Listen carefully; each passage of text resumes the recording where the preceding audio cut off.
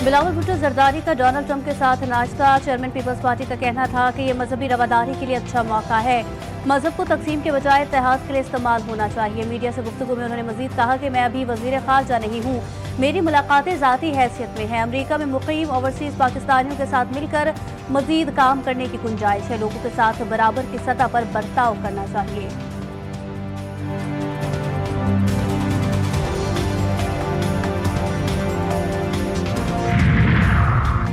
Champions trophy के लिए पाकिस्तान की मेजबानी। बड़े इवेंट की तमाम तैयारियां मुकम्मल। जदीद सहूलियात से मुज़य्यन कज़ाफ़ी स्टेडियम का आज वज़ीर आज़म शहबाज शरीफ इफ्तिताह करेंगे। अवाम का दाखिला मुफ्त। रंगारंग इफ्तिताही तकरीब में मारूफ सिंगर अली जफर, आरिफ लोहार, आयमा बेग आवाज़ का जादू जगाएंगे। आतिशबाजी, लाइट शो और ढोल का भी शानदार मुजाहिरा होगा। चमकती दमकती ट्रॉफी के इस्लामाबाद में रोनुमाई शायकीन देखने के लिए उमड़ आए। आराम नहीं सिर्फ काम। चेयरमैन पीसीबी की सवेरे वतन वापसी। कज़ाफ़ी स्टेडियम भी पहुंच गए। इफ्तिताही तकरीब के इंतजामात का जायजा लिया। मोहसिन नकवी का कहना था कि इवेंट को नए कज़ाफ़ी स्टेडियम के शायान शान होना चाहिए। शायकीन क्रिकेट खिलाड़ी स्टेडियम में फराहम करदा जदीद सहूलतों से महजूज होंगे।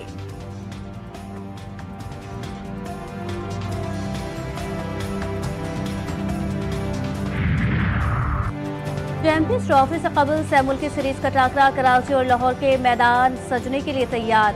पाकिस्तान, न्यूजीलैंड, जनूबी अफ्रीका की टीमें कल से टकराएंगी। पहला मैच पाकिस्तान और न्यूजीलैंड के दरमियान होगा। मेहमान टीमें लाहौर पहुंच गई। किवीज की बैटिंग, बॉलिंग और फील्डिंग की प्रैक्टिस। जनूबी अफ्रीकी खिलाड़ी कल से प्रैक्टिस सेशन का आगाज करेंगे।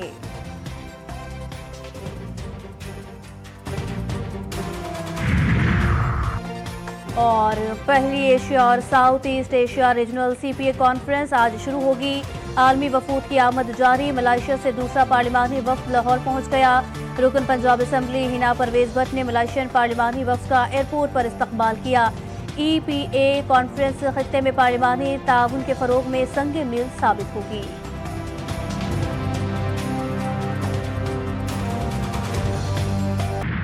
गवर्नर सिंध के दावे वादे सब खोखले निकले। जबानी जमा खर्च। गवर्नर साहब एक्शन कब होगा? कराची वालों को आपके अमली इक़दाम का इंतजार। क्या शहर कायद के बासी यूं ही बेरहम ड्राइवरों की गफलत की नजर होते रहेंगे?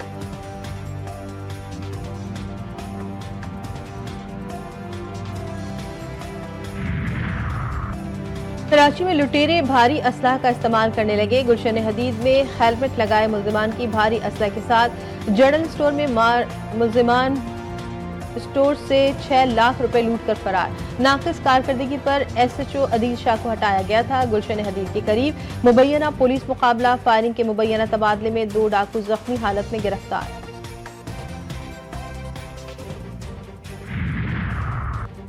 कराची के इलाके औरंगी टाउन में खूनी तसादुम। खैराबाद में मामूली तनाज़े पर फायरिंग। गोलियां लगने से 2 अफराद जान की बाजी हार गए। 5 अफराद शदीद जख्मी हालत में अस्पताल मुंतकिल। पुलिस ने वाक़े की तहकीकात शुरू कर दी। वाक़े के बाद इलाके में कशीदगी।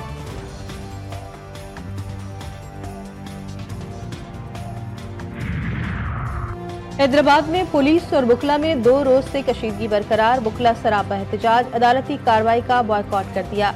बुकला ने कौमी शाहरा पर धरना दे दिया। ट्रैफिक की रवानी मुतासर। बुकला रहनुमा का SSP हैदराबाद को बरतरफ करने का मुतालबा। हैदराबाद में वकील के खिलाफ मुकदमा दर्ज करने पर कराची 3 तलवार पर एहतजाज। मुजाहिरे में बुकला की बड़ी तादाद में शिरकत। बुकला का SSP फारूक लंजार का तबादला करने का मुतालबा।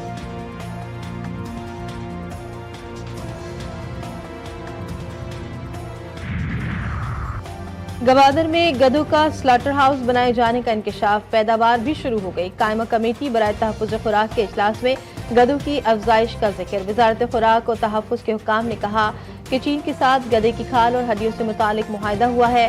चेयरमैन कायमा कमेटी ने सवाल किया, जिंदा गधों को चीन एक्सपोर्ट क्यों नहीं करते? हुक्काम ने बताया कि जिंदा गधों की एक्सपोर्ट मुश्किल काम है।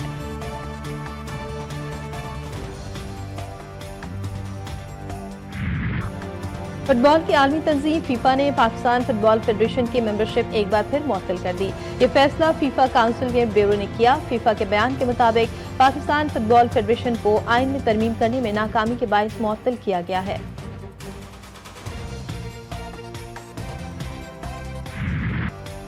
मुल्क के शुमाली इलाकों में सर्दी की शिद्दत में इजाफा, लेह में दर्जा हरारत -13 तक गिर गया।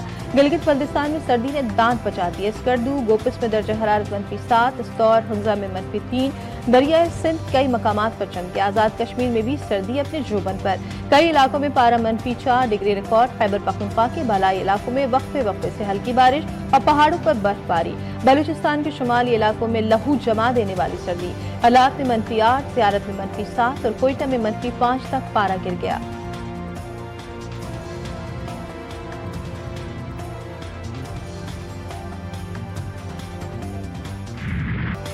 और उर्दू, फारसी और पंजाबी के नामवर शायर, अदीब और नक्काश सूफी गुलाम मुस्तफ़ा तबस्सुम को बिछड़े 47 बरस बीत गए। सूफी तबस्सुम ने बच्चों की शायरी के हवाले से बेपनाह मकबूलियत हासिल की। हुस्न जवानी, रानाई और दिलकशी के गर्विदा सूफी तबस्सुम की गज़लों ने उन्हें एक अलग पहचान दी। उनका तख्लीक करदा किरदार टूट बटूट उन्हें बच्चों के अदब में हमेशा जिंदा रखेगा।